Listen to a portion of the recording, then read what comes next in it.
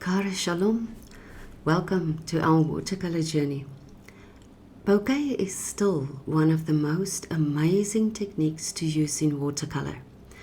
These flowers have an interesting background and the bouquet helps to create a mystical look. The materials used are listed in the description below. On the palette we have Payne's Grey Blue, Burnt Umber and Imidazalone Yellow. Color alternatives are listed below. The Milford paper is on a block and you can use masking tape to create a neat border. Start by working wet on dry. Use a fine brush to paint the shape of the flowers with a watery mix of Payne's Grey Blue. Don't paint an actual flower. Make short, fine lines to form the petals. Add a bit of water to diffuse any stark lines.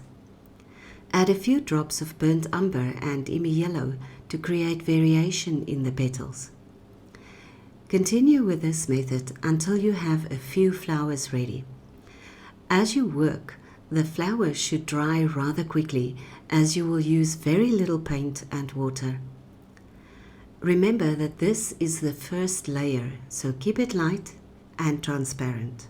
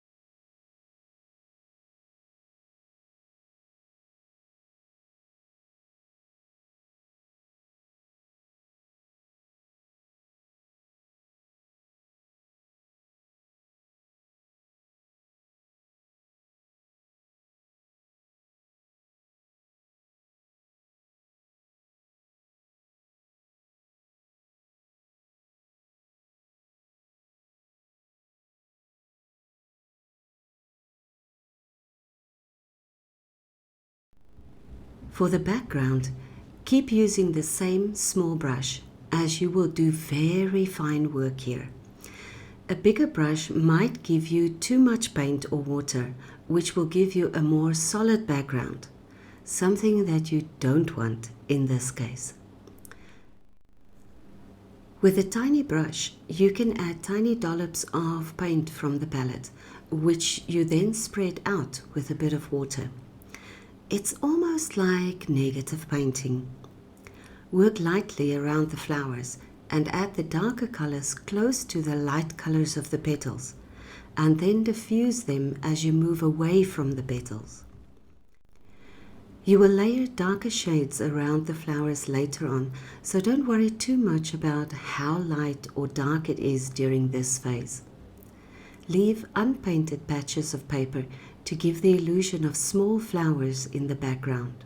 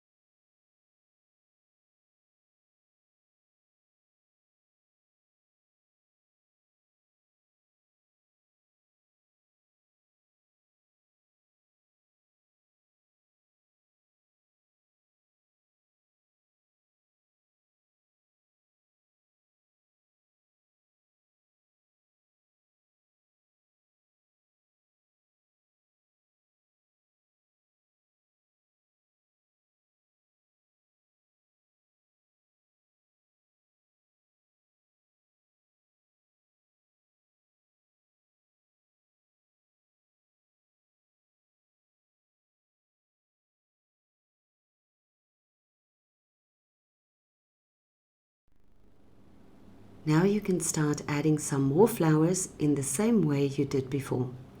Little dabs of Payne's Grey, which you diffuse with a bit of water. Then add a touch of burnt umber in the center.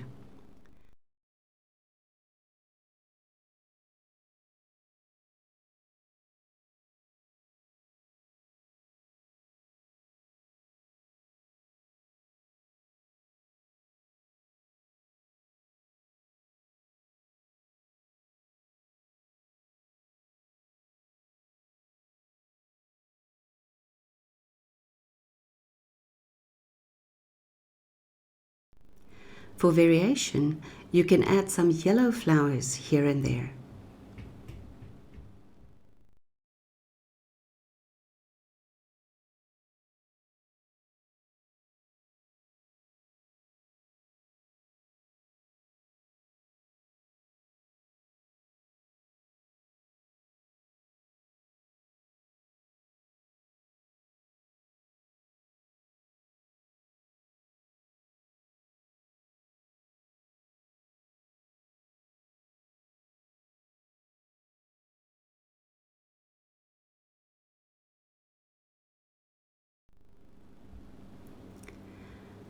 When you have the amount of flowers you need, you can continue with the background. Use a stronger mix of Payne's Grey close to the petals and diffuse it with water, adding drops of burnt umber. The darker color surrounding the light petals will help to give them dimension and make them stand out a bit. There will be a few hard lines because the paint will be drier in some places. This is not a problem. The hard lines bring certain areas of the background a bit forward, so it creates depth.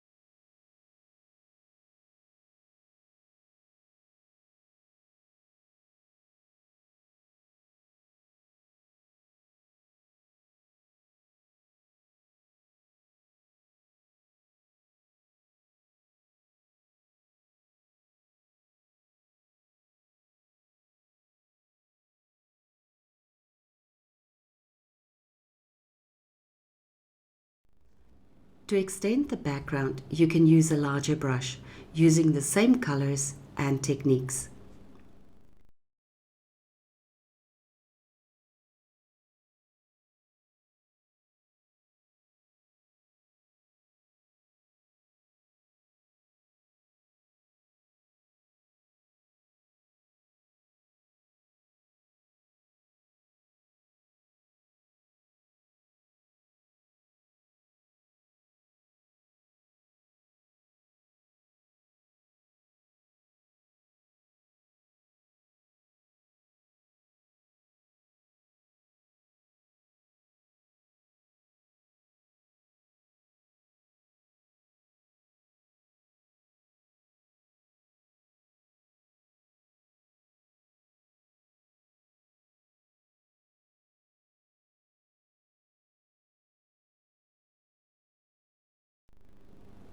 Allow the painting to dry thoroughly. Use the Payne's Grey and a rigger or other thin brush to draw in the stalks. Some stalks can be thicker than others.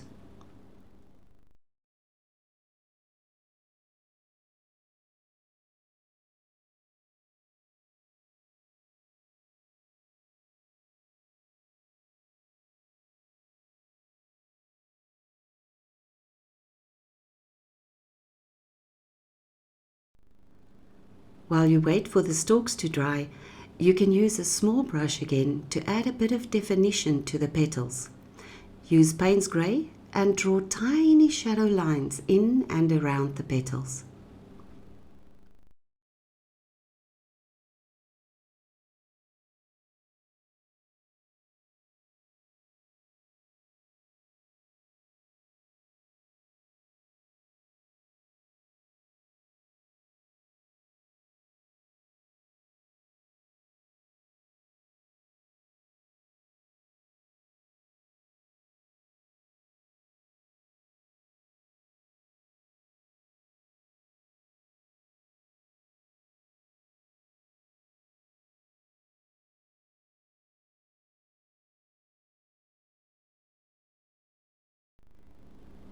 Give the flowers more life by adding Imidazalone and burnt umber to the centers with a touch of Payne's Grey for the shadows.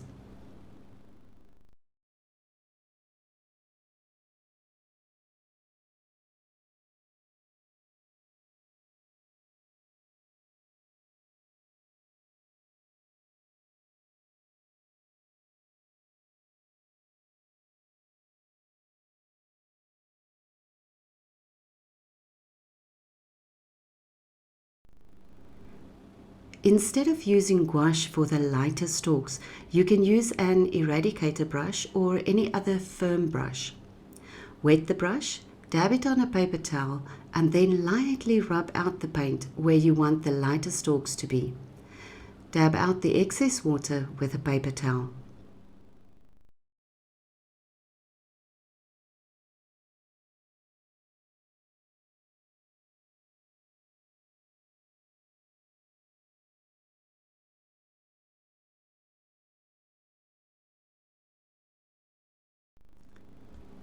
To create the bouquet effect, you can use a stencil brush or a plastic stencil. Wet the brush, dab out the excess water, and then gently rub the brush in a circular motion on the paper where you want to lift the paint. Dab out the excess water with a paper towel. You can let the dots overlap or touch each other, and you can make them different sizes. The multicolored background gives an interesting effect with the bouquet. Don't rub too hard though, as you might damage the paper.